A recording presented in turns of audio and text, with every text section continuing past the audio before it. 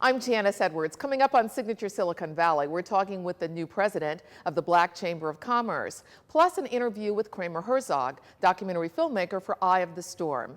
And we are on location at San Jose Tyco. Join us.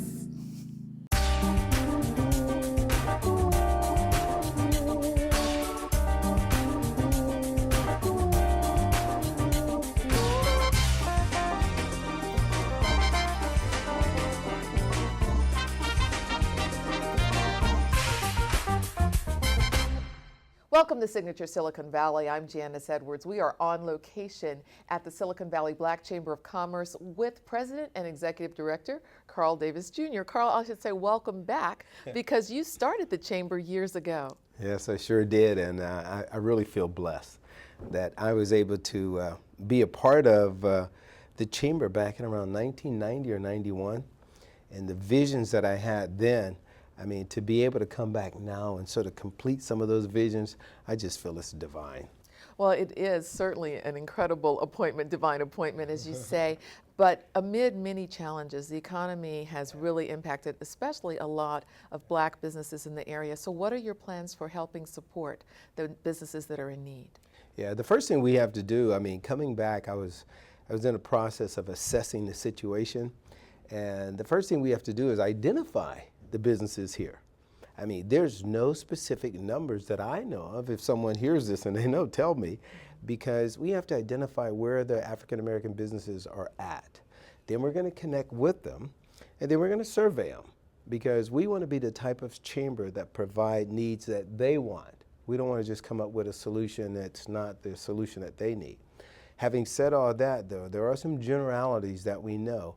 Some of the generalities are we are a very small population here in Silicon Valley, so we know that partnership, collaborations, joint ventures are definitely going to be things that our businesses are going to have to do to prepare themselves for the more lucrative contracts. And technology is one of your focuses with that. Yeah, technology is it. As you know, Janice, we talked offline, was that I'm a huge technology guy. It's not because I have a background at IBM, but it helped. I used to be a programmer at IBM. Yes.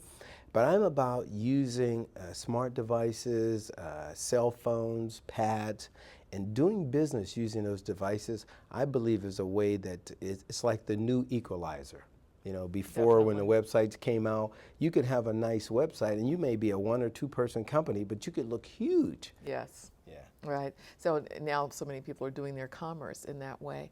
When you decided to return, looking at many of the challenges, and you've had many businesses in addition to IBM, promotions, and different areas, what was it that made you say, I know that I can make a difference? I know you're taking the surveys, but in your heart, looking at Silicon Valley and looking at the need, what was it personally that you considered rewarding for taking on this presidency? Well, you know, being an entrepreneur myself for years, I know, and having done the chamber before, I know the needs of small businesses. I don't know how much detail I should go into this, but back in around 1995, I was elected to the President's White House Conference on Small Business. And the issue that I was taking to the White House was that the SBA money would run out before small businesses would really understand or know that they need money. So the bigger small businesses, like Apple was a bigger small business then, those people had planning, you know, they had people who did budgeting.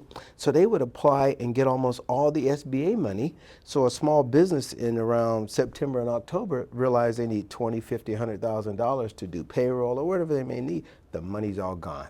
I just felt like that was crazy, and so I came up with this micro small business concept, which is now in place now for SBA. Yes.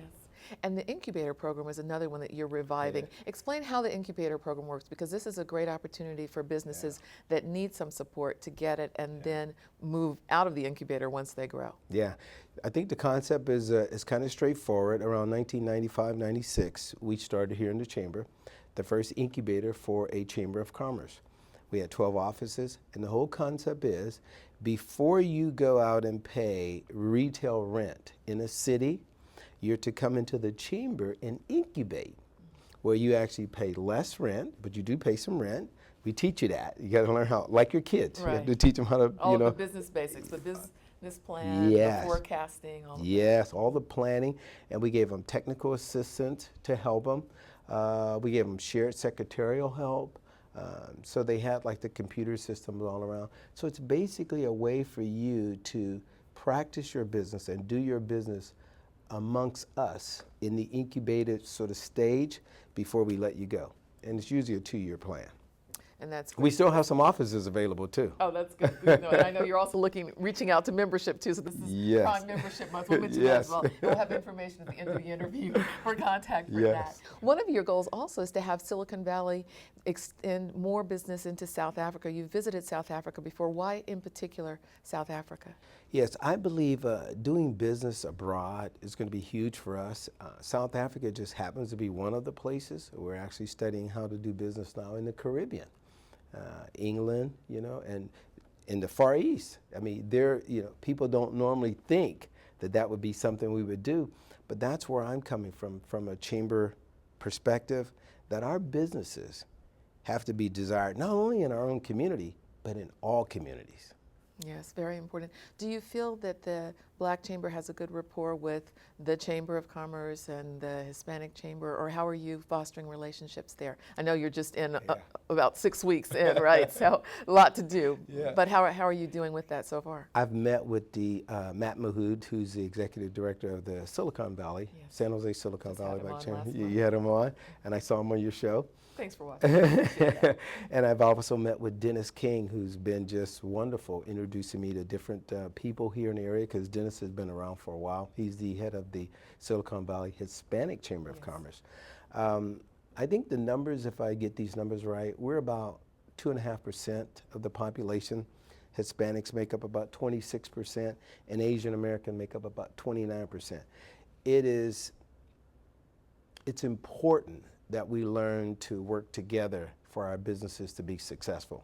Put all those numbers together, they can wield a lot of political force if that's necessary, but I think just working together, I think it's going to be huge. So I've already planted some seeds in that, and Dennis has been one of the people to help me. Yes. And you held your first press conference last month. Why did you feel it was important to begin your executive directorship with that? Well, one of the things, if you're going to build a brand, like the Silicon Valley Black Chamber of Commerce will become a brand. I see it as the preeminent business organization in the South Bay. Doing that, you want to do some marketing, and part of marketing is bringing awareness and bringing in a new president, having a press conference, getting the nice article in the San Jose Mercury News, starting a new membership program, the incubator program getting revitalized. These are all new things that our community is just dying to get some excitement and to be galvanized around. And if I can be that person, I'm going to step up and be that person. Well, you certainly have made a huge impact already, and thank you for being on Signature Silicon Valley. We appreciate it. We appreciate what you're doing, and it's good to see that there are good things to look forward to from the Chamber. Well, thank you. I appreciate it, Janice. Oh, we appreciate you. Thank you. If you'd like to contact the Silicon Valley Black Chamber of Commerce, the details are on our screen. We are on location at San Jose Tyco talking with Artistic Director Franco Imperial. The rehearsal will start in just a moment. I'm going to learn a little something. I'm so excited. But before we do that, let's talk about how San Jose Tyco came to be. Sure. San Jose Tyco was started in 1973. This is our 40th anniversary. We're very proud. Thank you, thank you. San Jose Tyco started in the heart of San Jose, Japantown. Roy Hirabayashi and PJ Hirabayashi, former founding members of the company. They, with a lot of other young Asian Americans, started the group as a way to express who they were as Asian Americans. So they didn't want to simply copy what was happening in Japan. They wanted to form their own unique group with their unique style and unique philosophy. So do you see this same kind of taiko performances in Japan, or is this uniquely Japanese-American, what you're seeing? It is uniquely Japanese-American, but the art form in North America and in Japan has developed almost at the same pace. In the early 50s, 1951, a jazz drummer by the name of Daihachi Oguchi began the art form, what is known as kumidaiko, or ensemble drumming. Before that, it was used in temples, maybe as an isolated instrument or as small groups at festivals or at court music or temple music. But in the early 50s, it was started by a jazz drummer. And then in the late 60s, that's when it started in North America. So as far as music history goes, they're almost running in tandem as far as their development. Fascinating. Well, thank you so much for talking to us. We appreciate it. My pleasure. All Thank you right. for having us. Thank you.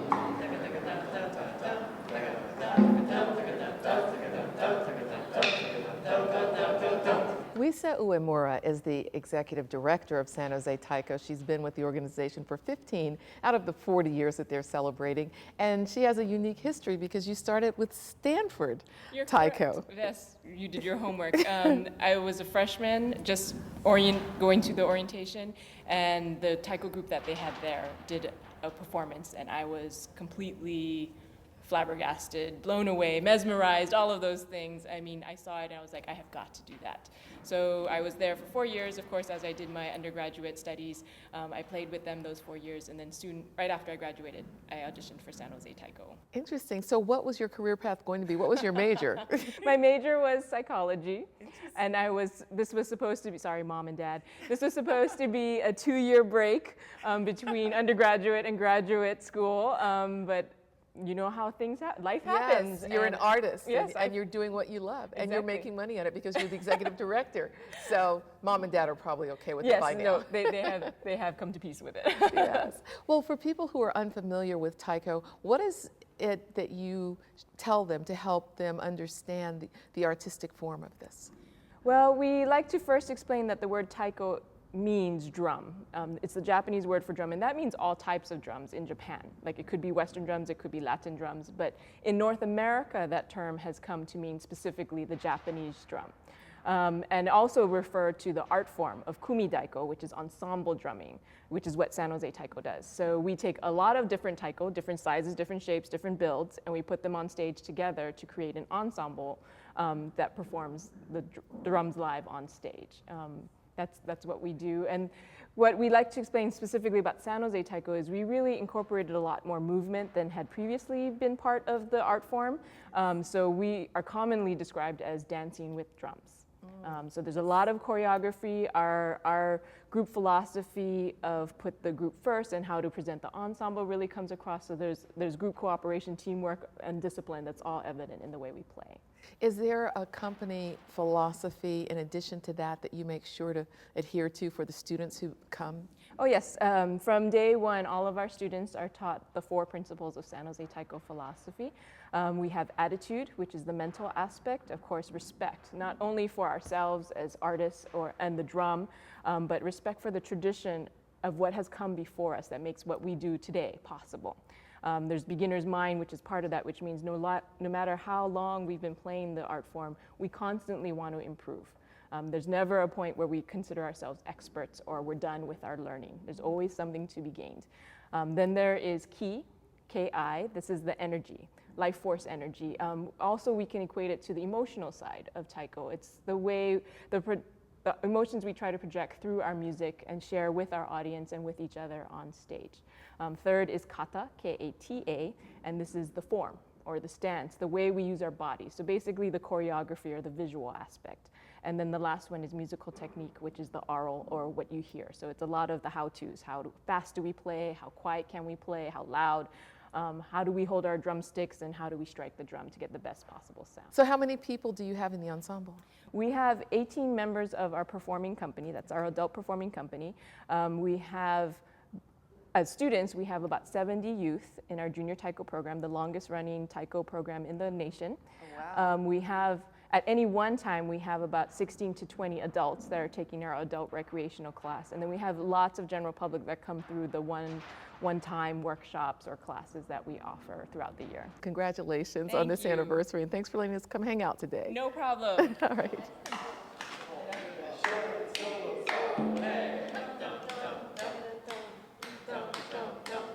So I've been waiting for this. Wisa is going to give me a drum lesson, a Taiko lesson, and I'm very excited about that. But before we start that, I do want to mention that not only has Taiko led to so many incredible performances, but there's a little romance that it helped foster because Wisa and Franco are husband and wife, and they have a little one who may be a Taiko drummer one day. Next generation, yes. Okay. All right. What do we do? We're going to start with how you hold your drumsticks, or as we call them, bachi. Okay. You want to make sure your fingers are wrapped all the way around, but not tightly. We don't like to call it the death grip, right? We want to keep it loose because the emphasis of our technique is in a wrist snap. Okay.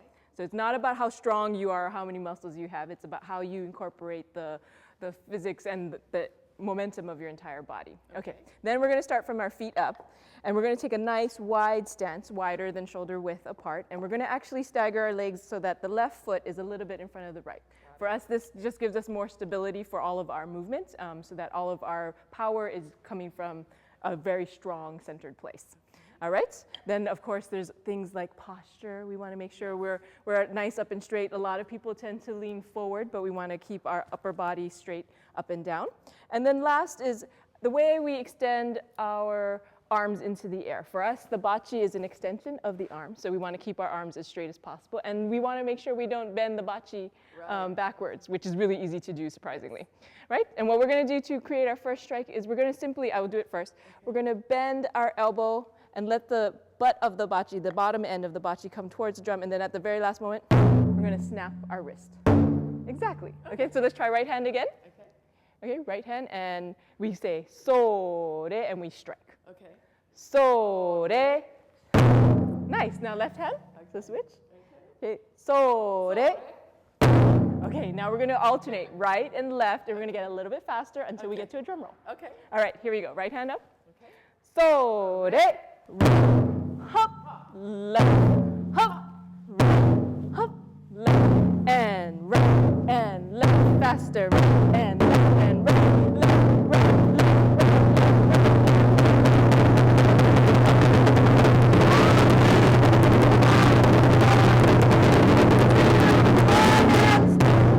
Very nicely done. Very nicely done. So much fun. You're welcome. And we're still on location at the Silicon Valley Black Chamber of Commerce, now talking with Kramer Herzog, who is an award-winning documentary filmmaker. His film, Eye of the Storm, deals with the execution of Stanley Tookie Williams that happened in 2005. Kramer, thank you for being here. Nice to see you again. It's great to be here. Thank you. Yes, I should say we met at the Hometown Media Awards, and we were both excited to be winners that evening. So congratulations to you again. Thank you. And to you. Oh, thanks, and to our crew and everyone at Signature Silicon Valley for that. We'll show you that award again later. But talking about what you decided to take on, which has garnered so much attention. You've been at film festivals and has really engendered a lot of response. What was it about the execution and the response around it that made you decide that this was something upon which you wanted to focus for a documentary? Well, the main thing is I did not focus around Stanley Williams being executed. That was just something that was happening. I wanted to stay away from that, even though you always knew that somebody was going to be executed, and it happened to be Stanley Williams. My main thought after seeing 4 executions and protests over the years, this was going to be the biggest execution execution demonstration in the history of San Quentin, and I knew that. And it was international news, and I worked with Fox National News off and on, and they called me and they wanted a spot. They wanted to put their trucks on my lawn and so forth. And so I wanted to film behind the scenes. I mean, it's really easy to go interview people and what do you think of the execution, and what do you think someone dying, and what do you think of this? I wanted to get something that was never, in my opinion, that was never done before, and that was film something through my eyes of how the media takes over a small town, and unfortunately chaos starts. Yes, and certainly that's one of the downsides of media. I mean, the upside is a lot of what we celebrate, being able to share stories, but there is that line that is frequently crossed, especially when there's a frenzy and there's competition about a story. The real story gets lost in people trying to make sure that they've got something to put on air, which is part of what you wanted to show. Correct. And when you said competition, I just flashed on it. In my, this is a short documentary, 15 minutes, but in there is the producer from Los Angeles with another producer from New York arguing with some other producer from some other channel, and they're going back and forth, and I'm right on them, and they're going back and forth, and they're talking about, well, do you know that NBC paid for this, and we have this? And the other guy said, well, I just want a foot. And he says, I can't give you a foot. And here they are arguing over a foot. Now, when you were filming this, were they aware that you were filming it? Or were, Yeah. And you got their releases in order to do this? I didn't have to. It was a public street. And Fox National News, about 10 of them stayed in my house. So I made agreement with them. You stay in my house, I'm going to film you. So did you fairly represent Fox as well as NBC and all of them? No, I walked a neutral line. Absolutely. I think, I don't think you've seen it yet. If you see it, you'll see that I walked a completely neutral line, and that's hard to do because you can't sell something that's neutral. I mean, look at Michael Moore. I mean, he goes this side or this side, and you have to. But in order to sell something, try to sell something. So I forgot all about, let's sell this thing. Let's just show it. And before that, a year before this, I was asked to come into San Quentin by Vernell Quintinan. I don't know if you know him, but he was a public... Yes, I talked with him. I'd interviewed him in the past. Yes. Great guy. And he is a public information officer. And he asked me if I could film inside the prison, could I come out with a neutral piece, a piece that shows the good side of what goes on in San Quentin? Because it's too easy to show gangs and tough guys. That's a piece, anybody can do that. But could I do this? And I said yes. And so I came out with an award. Actually, I'm proud to say I won 3 awards with it, called San Quentin Inside.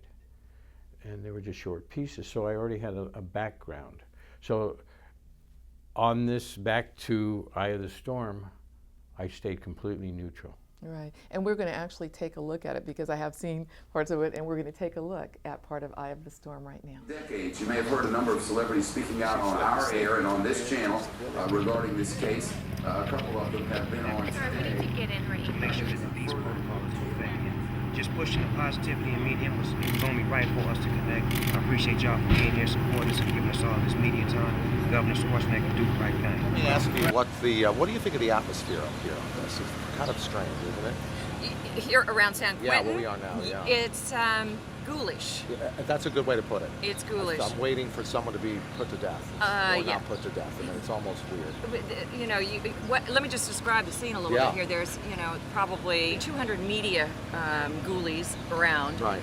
With their big tall sticks and their, microwave satellite. Everybody's doing and then you contrast it with the gingerbread houses, and then around the corner from us is this breathtaking vista of the bay. It's beautiful. Of the San Francisco It's Bay. a stark contrast. And what really irritates me is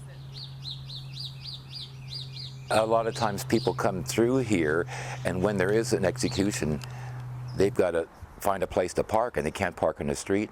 Every major station comes to the house, and they come knocking at the door every time.